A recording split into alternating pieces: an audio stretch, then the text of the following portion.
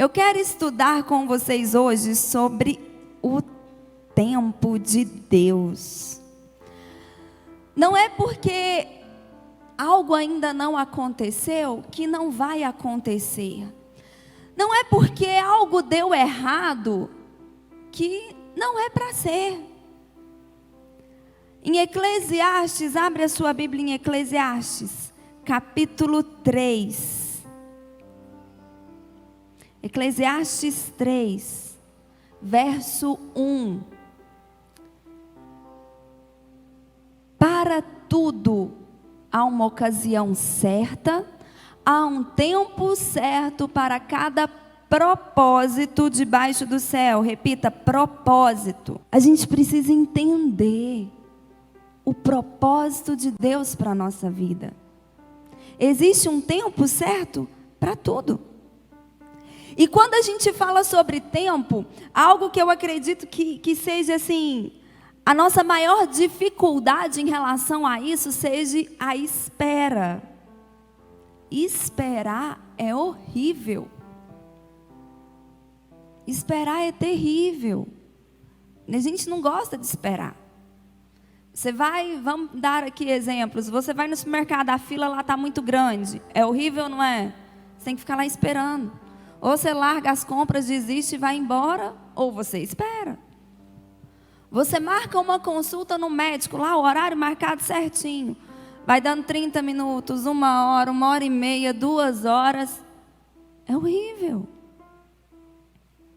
A gente não gosta de esperar. Existem aqueles que são um pouco mais pacientes do que outros, mas nós não gostamos de esperar. Nós temos dificuldade em relação a isso. Mas uma coisa que a gente precisa entender é que a gente perde a hora. Deus não.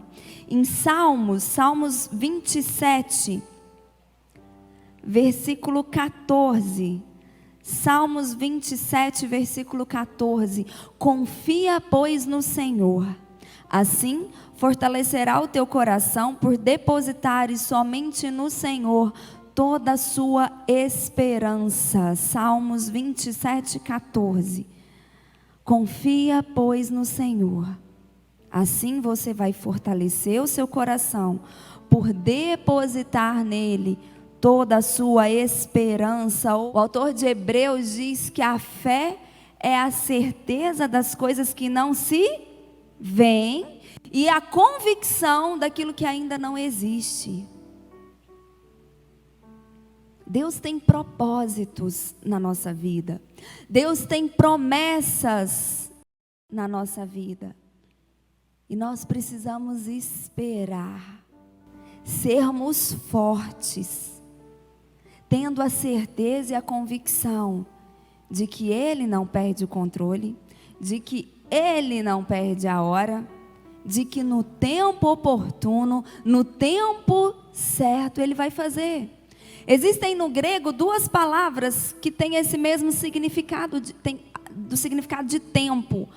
Mas a conotação é um pouco diferente. O real significado é um pouco diferente. Cronos é o tempo cronológico, é o tempo do nosso relógio. É a forma como eu e você contamos os dias. Nosso dia tem 24 horas. É assim que eu sei que virou o dia. Esse é o Cronos.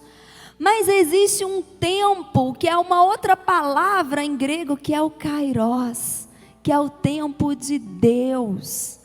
E nem sempre, ou quase nunca, Cronos e Kairos estão em sintonia.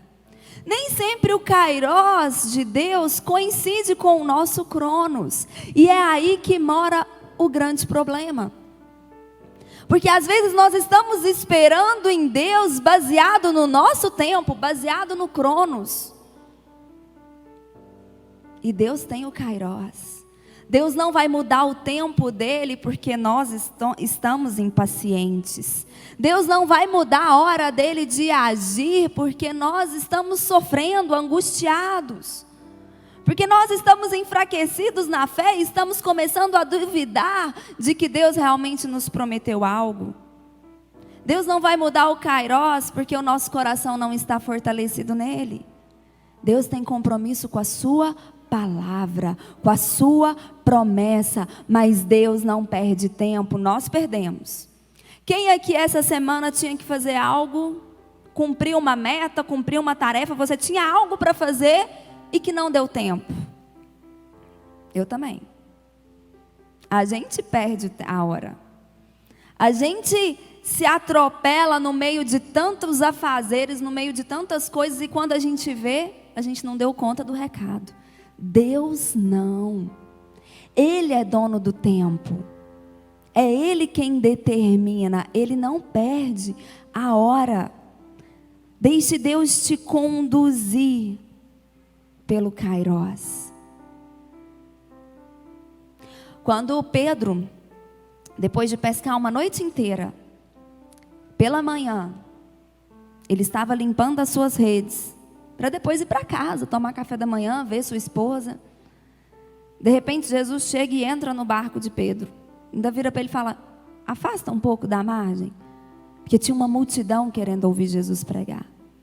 Pedro continua ali limpando as redes, não ia fazer diferença, podia usar o barco, ele não ia usar. Quando Jesus termina de pregar, Jesus vira para Pedro e fala: entra no barco, lança as redes de novo. Aí Simão vira e fala: olha, mestre, ele tinha acabado de ouvir todo um ensino, limpando as redes e ouvindo todo o ensino que Jesus estava dando ali para a multidão. Ele reconhece a sabedoria, o conhecimento, a autoridade que Jesus tinha para falar. Ele vira para Jesus e fala: mestre, eu pesquei a noite inteira, eu não peguei nada. Não tem peixe aí não. Mas já que o Senhor mandou, eu vou fazer isso. E quando Simão vai para o barco, ele se assusta. Ele sabia exatamente o que tinha debaixo daquele barco. Ele trabalhou a noite inteira. Você já experimentou essa sensação? Essa frustração? Você já deu o seu melhor em algo? Você já fez tudo o que estava ao seu alcance e não teve resultado? Você já experimentou a frustração de plantar e nunca ter colheita? De se doar em algo, de investir em algo, de fazer tudo o que você poderia fazer e não ter resultado algum? De repente a rede pesa. Ele vai puxar a rede, a Bíblia diz que as redes estavam quase se rasgando, o barco quase tombando. Ele faz sinal para os seus amigos para ir ajudar a recolher com outro barco.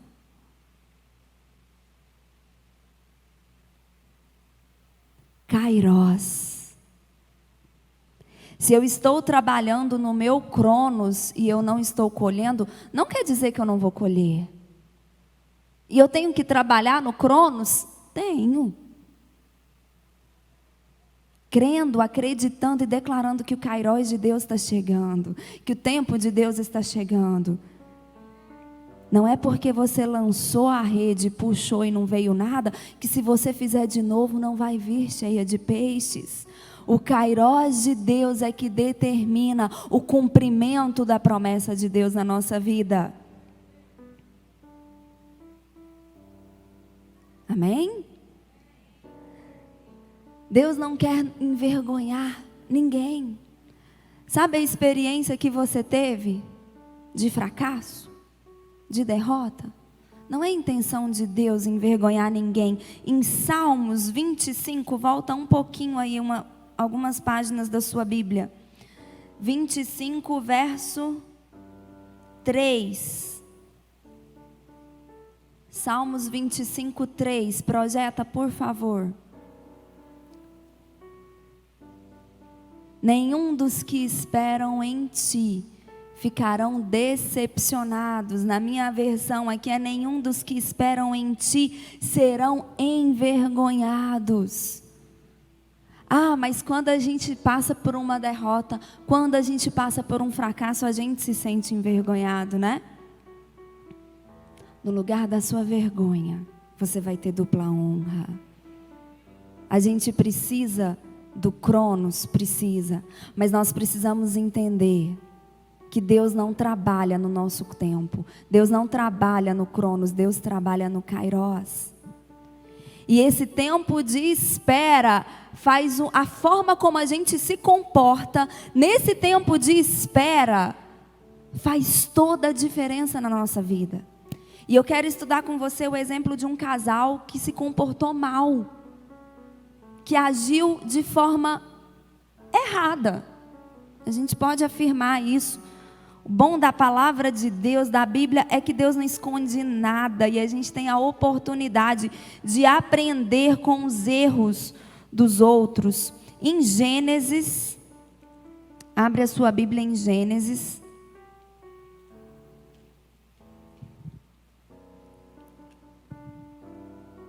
Capítulo 16.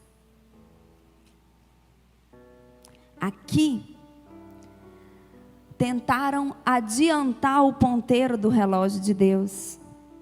Nós não temos autonomia, nós não temos liberdade, nós não temos autorização para mexer no tempo de Deus, para mexer no ponteiro de Deus. Se a gente se atreve a tentar fazer isso, nós iremos colher consequências desses atos. Em Gênesis, no capítulo 16, aqui todo mundo conhece a história de Abraão e Sara? Deus tinha prometido para Abraão que ele ia ser pai de uma grande nação. Em uma conversa de Abraão com Deus, ele fala: não, o meu servo vai herdar tudo, porque eu não tenho filhos. E ele já tinha muitos anos de casado. E Deus vira para ele e fala: não, um filho seu, um filho legítimo, gerado por você,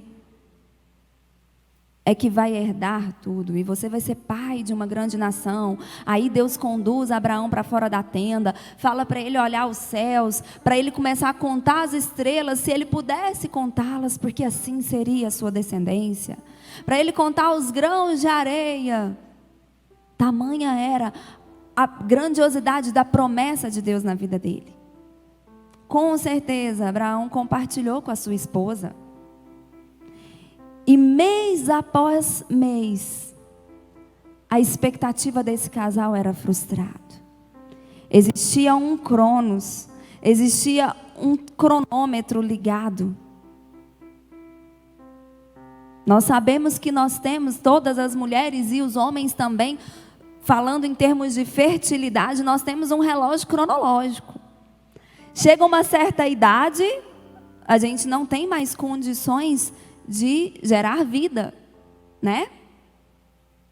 Eles já sabiam disso naquela época. E mês após mês, esse casal era surpreendido com o sangramento de Sara. Todos os meses, esse casal experimentava a experiência de um sonho adiado. A esperança adiada adoece o nosso coração. É por isso que nós precisamos fazer o que nós lemos lá em Salmos, fortalecer o nosso coração no Senhor e esperar e confiar, porque se Ele prometeu, Ele vai cumprir.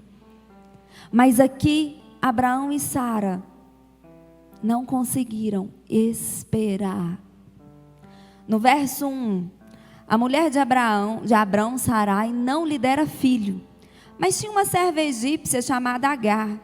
Então Sarai propôs a Abraão: ouve, eu te peço, o Senhor não me permitiu que eu desse à luz, portanto, toma minha serva. Talvez, por intermédio dela, eu venha a ter filhos. E Abraão atendeu a sugestão de Sarai.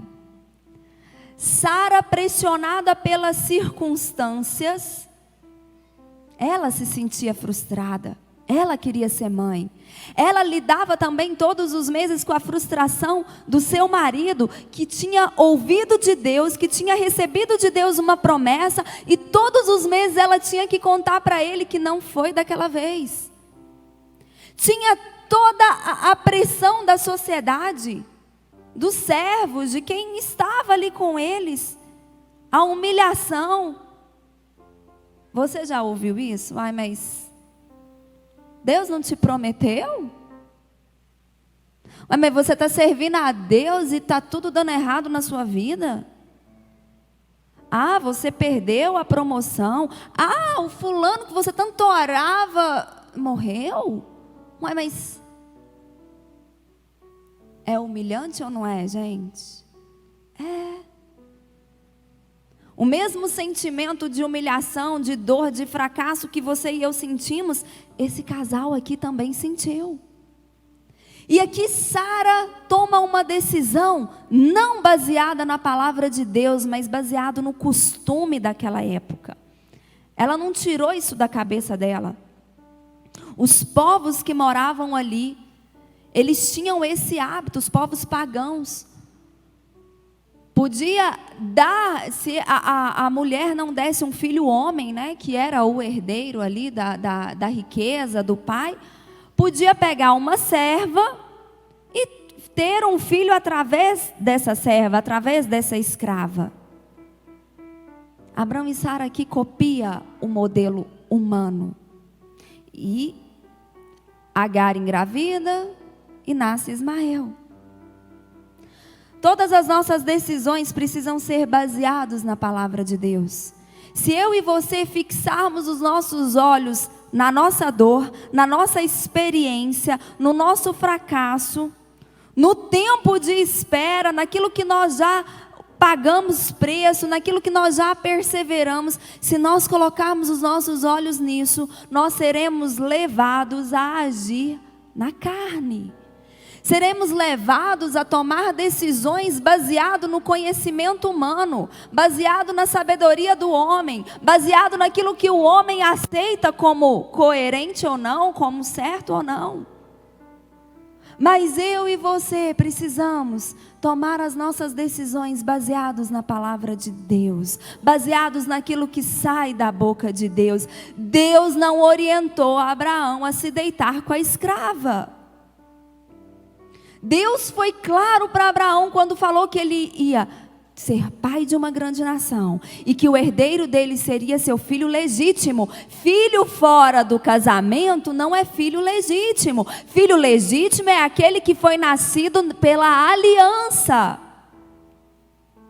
Abraão e Sara aqui agiram pelas suas próprias mãos. Agiram com o seu conhecimento humano. Ah, mas todo mundo faz isso. Legalmente, Ismael vai ser filho de Sara, não vai ser filho de Agar.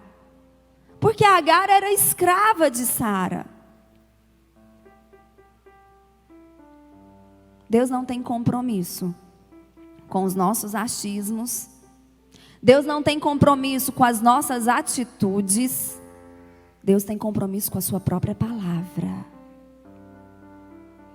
E o que é lindo de Deus é que o nosso erro, a nossa falha em tentar adiar, antecipar aí o ponteiro do Kairós de Deus, não anula a palavra de Deus. O erro que Abraão e Sara cometeu não anulou a promessa de Deus na vida deles. Adianta comigo, olha lá, capítulo 17. Verso 19, ao que Deus lhe contestou, aqui Deus está conversando com Abraão. Vamos ler a partir do verso 15.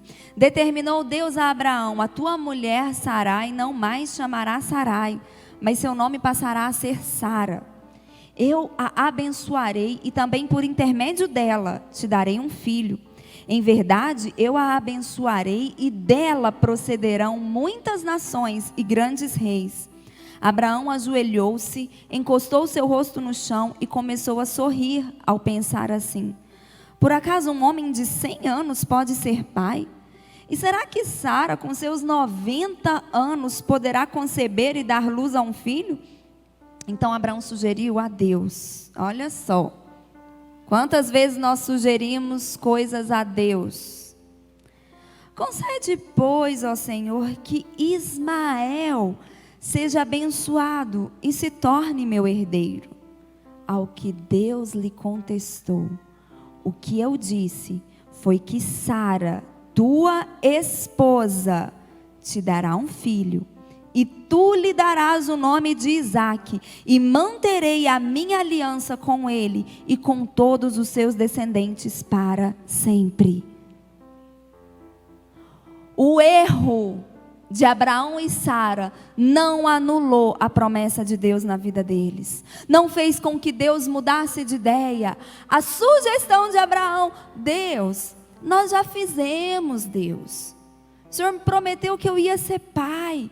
Eu e Sara já demos um jeitinho, estava demorando tanto. Eu e Sara demos um jeito. Legalmente Ismael é filho nosso. Faz com que tudo isso que o Senhor está me falando aconteça por meio de Ismael. Não. O compromisso de Deus é com a sua própria palavra. O que Deus prometeu na sua vida, o propósito de Deus na sua vida vai se cumprir no Kairós, no tempo dele. Ele não precisa da sua ajuda, ele não precisa, não. Não é com Ismael, é com Isaque. É com o filho da promessa. É com o filho que nasceu na aliança. No capítulo 18, verso 11. Abraão e Sara já eram idosos, com idade muito avançada. E em Sara, o ciclo mensal das mulheres já havia cessado. Riu-se, portanto, Sara em seu íntimo, considerando: agora que estou velha, e velho também está o meu Senhor, como ainda teremos prazer sexual? Entretanto, o Senhor questionou Abraão: por que se ri Sara, conjecturando: será possível que eu vou dar à luz agora que sou velha? Acaso existe algo extraordinário demais para o Senhor? Sara já havia encerrado o ciclo mensal. Já não tinha mais óvulo sendo produzido no seu corpo. Lembra que eu comecei comentando até do milagre que nós vimos aqui na vida de um bebê, de um recém-nascido. Milagre não se explica, milagre não se entende, milagre não é racional. Milagre se vive.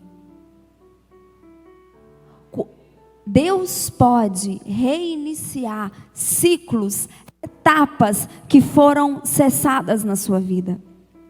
Quando o tempo cronológico, quando o seu tempo, eu já ouvi isso. Eu estou ficando velho demais. A idade produtiva vai chegando ali o pico, né? A gente coloca aí em torno de 40 anos, 50 anos. Deus não trabalha com cronos. Isso aí é eu e você que fica calculando assim. Se você não alcançou um sucesso na sua carreira profissional ali com 38, 40, no máximo 45 anos, desiste. Isso é cronos. Deus não tem compromisso com cronos, Deus tem compromisso com kairós. Não interessa se para o cronos, se para o nosso tempo aqui humano, já se encerrou o ciclo, já passou da fase, já era, não tem mais jeito. O que interessa é o kairós, é o tempo de Deus, porque Ele tem poder para reiniciar ciclos na nossa vida. Não tem nada extraordinário para Deus. Não tem nada incrível para Deus. Para Deus é simples. Basta Ele falar. Ele falou, aconteceu. Para nós é incrível. Para nós é extraordinário. Para Deus não. Ele é o poder. Sara e Abraão. Menopausa, andropausa. Gerou Isaque. Gerou Isaque. Não queira que a promessa de Deus se cumpra no seu tempo. Deus faz tudo perfeito ao seu tempo. E não quer dizer que o kairós de Deus é tarde na nossa vida. Vou te dar 2 exemplos no Novo Testamento, 2 exemplos que aconteceram quase que simultaneamente, se eu não me engano, com 6 meses de diferença. Existia um sacerdote, um homem de Deus, separado, consagrado, casado com uma mulher também assim, ó, espetacular. E naquela época se casava mais cedo do que na nossa época. Eu casei com 21. Hoje que eu tenho filho, eu acho que eu casei cedo demais. Eu acho que pode ser assim, né? Depois dos 25. Quem é mãe aqui? Né? Vocês concordam? 21 é muito cedo. Eu casei com 21. Naquela época casava-se mais cedo ainda.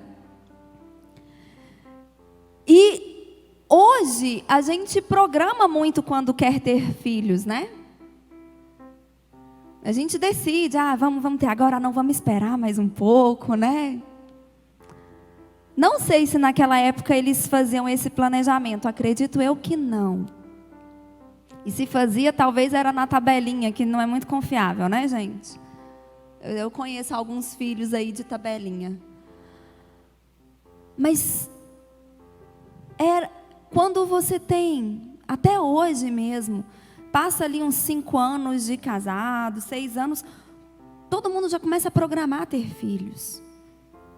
E só quem teve dificuldade de engravidar sabe a angústia que é todo mês a sua menstruação vir. Tinha um casal que a Bíblia não conta, não relata o tempo que eles viveram desde que eles casaram até o dia em que o sacerdote entrou no Santo dos Santos. Mas a gente que é casado, a gente que planejou gravidez, que engravidou, a gente imagina o que esse casal passou. E um dia, ele entra, e os sacerdotes entravam com uma corda amarrada no pé, porque caso ele entrasse ali com um pecado, ele caía morto, e aí as pessoas puxavam, porque ninguém podia entrar no Santo dos Santos em pecado. E o povo lá fora, esperando ele sair, começou a preocupar, porque ele estava demorando muito. E lá dentro, ele teve uma conversa que mudou a vida dele. Isabel, sua mulher, vai ficar grávida. E o menino que ela gerar vai chamar João Batista. E Zacarias ficou meio que assim, como? Porque o Cronos já tinha batido o martelo. O tempo cronológico dele de Isabel já tinha falado, não tem mais esperança de ter filho, não tem mais jeito. Aí Deus falou, você vai ficar mudo, vai ficar sem falar, até o dia desse menino nascer. É um kairós parecido com o kairós de Abraão e Sara. É um kairós que veio depois do Cronos. Mas pouco tempo depois, mais ou menos 6 meses, uma mulher solteira, noiva, é visitada por um anjo, que aparece para ele e fala, Maria, você vai dar luz a um filho, o Filho de Deus. E Maria vira para o anjo e fala, mas como que isso vai acontecer? Eu ainda não casei, eu sou virgem. Aí o anjo fala para ela, descerá sobre ti o Espírito Santo, e o poder do Altíssimo te envolverá. Essa criança que você carrega não é filho seu e de José, é filho de Deus. O kairós de Deus veio bem antes do Cronos. Maria ainda não tinha se casado. Quanto mais ter planejado ser mãe, ter filho. Nós não conhecemos o kairós de Deus, mas nós conhecemos o Deus que nos promete, o Deus que nós servimos. Ele é fiel, se Ele prometeu, Ele vai cumprir. Ele não tem compromisso com o seu tempo, Ele tem compromisso com o tempo dEle. Tudo que Ele faz é perfeito no tempo dEle. Zacarias e Isabel não podiam ter tido João Batista em outro momento. João Batista foi aquele que preparou o caminho de Jesus. Ele tinha data certa para nascer. Quantas vezes nós vemos Jesus falando para os discípulos, para aqueles que estavam perto dele: ainda não é chegada a minha hora. Ainda não é chegada a minha hora. Chega num determinado momento, ele começa a preparar os discípulos para a hora dele. Até que um dia ele vira para os discípulos e fala: a minha hora é chegada. Estão vindo aí os meus acusadores, os que vão me prender. Nós precisamos fortalecer o nosso coração no Senhor e esperar o tempo de Deus. Porque se nós agirmos como Abraão e Sara, nós vamos ter que lidar com a consequência. Ismael foi gerado. Deus falou para Abraão: meu compromisso é com Isaac. Isaac é o filho da aliança. Isaac é o filho da promessa. Mas Abraão, eu vou abençoar Ismael também. Só que Ismael não vai herdar junto com Isaac. E porque Sara e Abraão ficaram presos no Cronos, porque Sara e Abraão ficaram presos nas suas próprias dores, ficaram com seus olhos fixos nas suas humilhações, nos seus fracassos, nas suas derrotas, e não olharam com os olhos de Deus, eles geraram Ismael. E até hoje, a descendência de Abraão, o povo de Israel, lida com os descendentes de Ismael.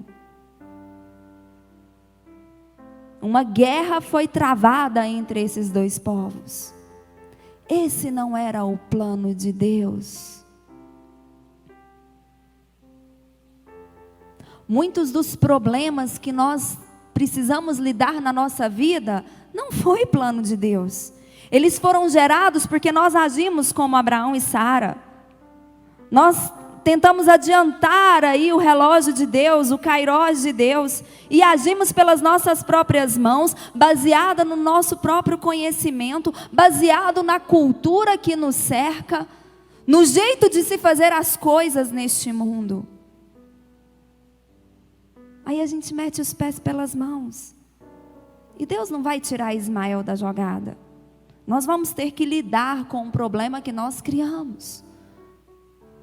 Mas Deus também não vai anular a chegada de Isaac. Deus não vai anular o cumprimento da promessa porque nós agimos errado. Vocês estão entendendo? Deus é fiel. Ele não muda porque nós somos infiéis. Ele não muda porque nós fomos impacientes e não esperamos com confiança o cumprimento da promessa. Ele tem compromisso com a sua palavra. Quer evitar Ismael na sua vida? Quer evitar problemas?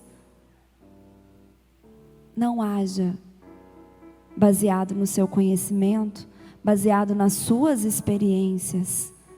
Tome as suas atitudes baseado na palavra de Deus, baseado naquilo que Deus te falou. Se Deus te falou, espera, então espera.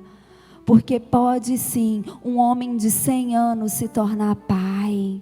Pode sim uma mulher de 90 anos que já está na menopausa se tornar mãe e ter ali nela. Porque uma coisa é engravidar, outra coisa é passar por toda a gestação e dar luz a uma criança sadia e forte. Deus fez uma reposição hormonal em Sara e em Abraão. A reposição hormonal que Deus fez em Sara foi suficiente para gerar Isaac com plena saúde, para manter essa gestação até o momento certo dele nascer. Ele não nasceu prematuro, ele não nasceu com problema, já nasceu respirando, saudável, porque tudo que Deus faz no tempo dele é perfeito. Não queira antecipar, não queira viver a promessa de Deus para você se você ainda não está pronto, se você ainda é Sarai e não Sara, se você ainda é Abrão e não Abraão. Enquanto nós esperamos, Deus não está de braços cruzados, olhando o nosso sofrimento. Deus está trabalhando em nós. Deus está nos transformando de Sarai para Sara, de Abrão para Abraão. Deus não desperdiça o tempo dele. Deus não desperdiça o seu tempo. Ainda não aconteceu, Ele está trabalhando em você. Porque quando acontecer, vai ser extraordinário, vai ser incrível, vai ser perfeito.